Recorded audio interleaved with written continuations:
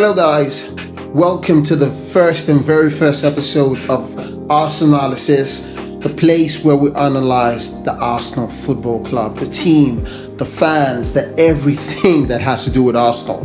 Look, we are building up to a beautiful game this weekend. It is Arsenal against Tottenham, possibly the title decider, or maybe Man City will just continue their 100% record, which they always do at this time of the year. You never know. The Man City of this season is not really as tough as the one of last season. They don't really look that clinical and that sharp like the ones of the previous season. So maybe we might just get a chance this time. I think Arsenal should just keep on winning the games in the manner and fashion in which they win it. And just not like the one against Aston Villa, obviously. Well, what we're going to be doing today is we will be analyzing the game. I'll be giving you my lineup, what I think Arteta should come up with, and why he should come up with these players and why he should put them in there. And it's going to be a really short one today because it's the first one. We just want to see how it goes. Don't judge me too much. I'm new to all of this, the light, the camera, and the action. Anyways, let's jump right into it. Well, firstly, I would say that it's at the Tottenham Stadium, and so it's going to be a really tight game, I think. I think it'll be a tight game because Tottenham as well are trying to fight for Europe. They're fighting for Europe, so they have something to fight for. And Arsenal are fighting for the league. So with two teams fighting for something, so they wouldn't be giving much away.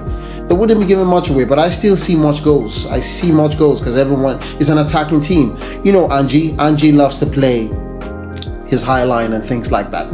But firstly, let us go into the team sheet. I will, of course, start with David Raya in goal. Honestly, I still believe that Aaron Ramsdale is better than David Raya, but I'm yet to be proven right or wrong because Raya has gone through how many clean sheets now? I think 12 or 14. And Ramsdale couldn't do that during his time. He couldn't. And I think it's part of the defense he had was not as tight as the one Ramsdale has now. But anyways, the goalie is Raya. Let's not waste too much time on it. Right back, I'll stick with Ben White. And the reason I stick with Ben White is because we have no one else. To me, most people have said Ben White has been revolutionary this season. But I get it. But I still think there are aspects of his game where he needs to work on. Sometimes I think he lazes around. Sometimes I think he plays very safe passes, key passes and very risky passes he should take. He tries to play safe. Sometimes his defending is a bit lazy sometimes. But that notwithstanding, when Benny is on it. He just wants to go out there and show what he could do. And most times I see that in him. Saliba is who I would start on the right back. That is a no-brainer to anyone who watches Arsenal, who love Arsenal Football Club. Saliba should start at right center mid defense, and the reason why is because he's Saliba. He has been extraordinary ever since he started playing for Arsenal. He has grown. He has solidified that defense. He has showed up and he has played really good. So Saliba there, and of course his pairing is Gabriel. The two has really put up a good clean sheet for us this season. I think Gabriel is a bit shaky though. But who else would you put in there in place of Gabriel? I don't think there's anyone. I wouldn't put Kivio there. He's more shaky. So I think Gabriel Saliba, the partnership has worked so far. The connection has grown to a point where you just can't drop one for the other or for another defender in that place. So of course we have Gabriel there, and left back I will go with Tomiyasu. Look, I know Zinchenko is really good at his inverted fullback thing, but when it really matters, it's about defending. Why are we thinking of getting a new left back? Why are we thinking of even putting Zinchenko in there? Why are we even putting Kivio at that left back? Is because no matter how good Zini is good, is at his attacking play, his inverting play. When the pressure is on us, he lets us down, and that's what counts. That's why you are in the back four. You're part of the back four because of that defensive need. And when you can't deliver it, I think we need to look elsewhere. In my opinion, I will say, I will shift Zini to central midfield, because to me, the guy has evolved to a midfielder. He is running into spaces, picking key passes, trying to find key passes to players in front of him. I will stick with him going. I will push him to midfield. If I was the coach, I would definitely put him in midfield and get a new left back who could maybe invert, but most especially defend. So we will have Tottenham come at us. Tottenham will come at us. So we need someone who we could say, maybe not the best, but he could put some body behind there in defending, and that is Tomiyasu for me. The pairing in midfield, honestly, I don't think is a debate. It picks himself. Is Rice, Partey, Odegaard? I'll tell you why. Rice, because he is Rice. Come on. He's a guy who has come in and he's arguably, to me, the best player of the season for us. Or maybe would I say Odegaard? I think it's between him and Odegaard, or maybe even Saliba as well. But for his first season, he has shown that he has the quality. He has shown that 100 million is not too much for him. Trust me, I think he's worth more than 100. He's worth more than it. And he has the legs, he has the stamina, he has he kind of has the pace to cover up sometimes. He has the energy, and we need that energy, that machine in that midfield. And next to him, I'll put Thomas Partey. I'll put in Thomas Partey because he is the only, in my opinion, the only player in Arsenal who had the vision to give key passes from the deep. From deep, he has that vision to give those key passes. Odegaard has that vision, but Odegaard is more effective at the attacking midfield position. Partey, to me, is more effective at the central and defensive midfield position. He could pick those passes, and it frees Odegaard. All Odegaard needs to do is look for spaces, get the ball, and give it to the attacker.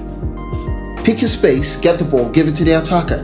Jorginho, don't get me wrong, Jorginho has been really good this season. But when it comes to picking those passes, there is no one who does it in this team better than Thomas Partey from the deep. No one does it better than him. I'll put him there. His experience, he has a flair about him. When he in our last game against Chelsea, personally, he bossed the midfield. He bossed that midfield, and we need to get him in there, get him ticking, and get him playing, get him on the ball, so Odegaard could free himself up and look for those attacking holes, attacking spaces where he could receive the ball and play killer passes. So it's Odegaard, Thomas Partey, and Declan Rice. In attacking, in the right wing, I will go with Saka, of course. He feels a bit tired. I get it. He feels a bit tired. But he's the best we have up there now. We just have to play him. And if he's tired, I think bring in Trossard later in the game. If you see him getting a bit laggy or things like that, bring in Trossard. But Bukayo Saka, to me, for now, he's the best. He just in that position for the team. He just has to start. And at the other side, the left side of the attack, I will put Gabriel Martinelli, not Lisandro Trossard. Gabriel Martinelli, and I'll tell you why. Tottenham play a high line. Big Ange is not thinking of changing that. He's clear on it. He's like, whatever team you bring, we're playing that high line. Thank you, Big Ange. Bring it on, because we need quick players to exploit those spaces behind. And to me, Martinelli is the fastest player Arsenal has. He's the quickest.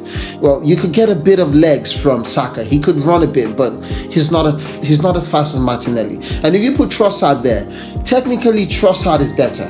I get it. He could pass in, go in between those spaces, those little holes. He could go in there, but he's not as pacey as Martinelli. So when he's being pressed on, and even if he beats his player, they could catch up with him. You saw it in games. In some games he played, even when he's through on goal, they caught up with him because he's not the pacey player. Martinelli needs to exploit those spaces behind, and that is where the beauty of Thomas Partey also will come in, because once Thomas Partey gets that ball on him, once he gets that ball, he is always thinking of giving a killer pass. Martinelli will always want to run. Odegaard will always want to receive. That creates a space between the last defender of Tottenham and the central midfield position.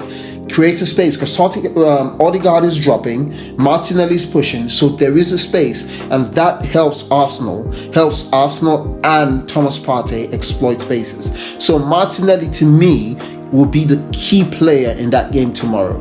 He will be the key player. I honestly do not want to see Lisandro Trossard up there. He's a great player. He has done amazing this season. When it comes to goal scoring, I think Lisandro is way better when he finds himself in the penalty box, which takes me to the central forward position.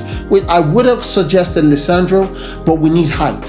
Sometimes the opposing team defends so deep, you just need to cross the ball. Plus, yes, I know Tottenham wouldn't defend that deep, but you still need that aerial presence. Someone to just be a tower up there to challenge for those balls. And I think that Havertz could do that for us. He's not the best target man, I know. He doesn't win most of his headers, but he could try. I will easily put a Kai Havertz there than a Lisandro Trossard. I know what maybe you're thinking. What about Gabriel Jesus? I think Gabriel is easy to figure out. He's easy to figure out. Once he gets the ball, he's trying to beat 1, 2, 3 before he passes the ball, which is good. But this team I've suggested is a team that wants to exploit spaces, and with the way Tottenham has been playing all season, they will have spaces to exploit. So yeah, this is my suggestion for tomorrow. I don't know what you guys think. Put it in the comment below. This is my suggestions for tomorrow, and I think that it will be a cracking game. But yeah, just wanted to hop on here, give my first stream. You can see I'm stammering. It's not even a stream. It's a video, and I'm calling it a stream. It's my first, so it has to be rusty. You have to give me that. And then put out that team there and get to see what everyone thinks and get to talk about the beautiful Arsenal. Thank you guys. Have an amazing day. And if I get the opportunity, I could do a watch along tomorrow where we could talk about the game together and get excited or unexcited tomorrow. All right, guys, I leave you here and I leave you at this. Tell me what you think again at the comment below. Once again, it's Arsenal Analysis, and every time you come on this show, we are analyzing Arsenal. Have a great day, guys.